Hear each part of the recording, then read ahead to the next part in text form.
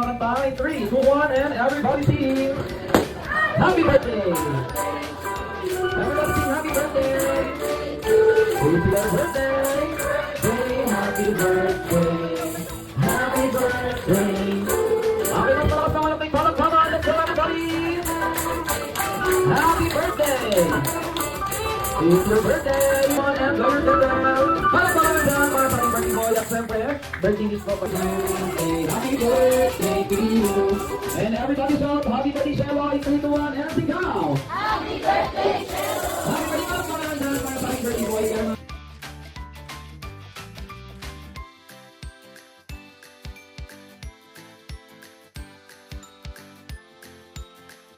Bago kumain, nagpalaro muna ng Bring Me. Kaya ayan yung kapatid ko, pinatakbo ko ng pinatakbo. After mag-games, kainan na. Ayan si baby. Uuna pa nga. Bata talaga mahilig sa Jollibee. Ang cute nito ni baby. Sinusubuan kami ng fries. Thank you! Hi! Yung mami ko, tinutulungan yung crew. Nagservidora na din siya. Hindi talaga siya sanay nung lang ginagawa. Dahil bawal na siya kumilos. Pasaway talaga.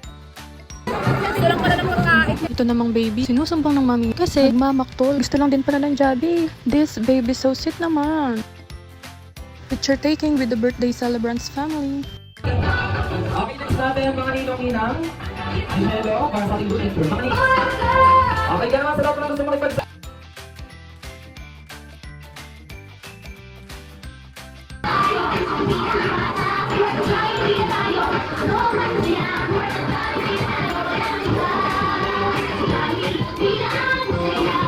Habang sumasayaw si Jollibee, meron ditong bata. Busy, tumungga ng ice cream. Sigaw! Happy birthday, Shelo!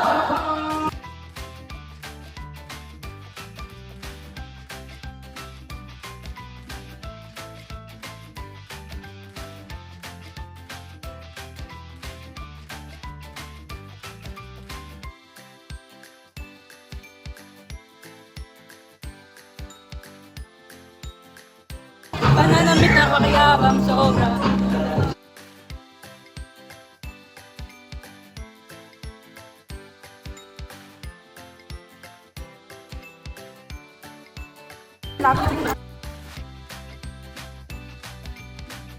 Hindi ko alam kung bakit ayaw pa nilang umalis, kaya bahala sila dyan. Picture-picture lang ako dito.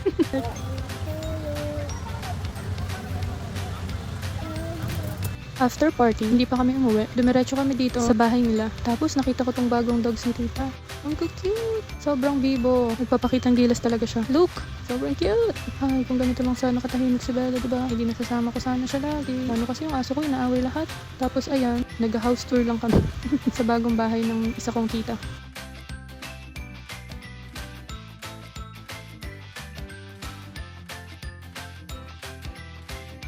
Ayan si tita.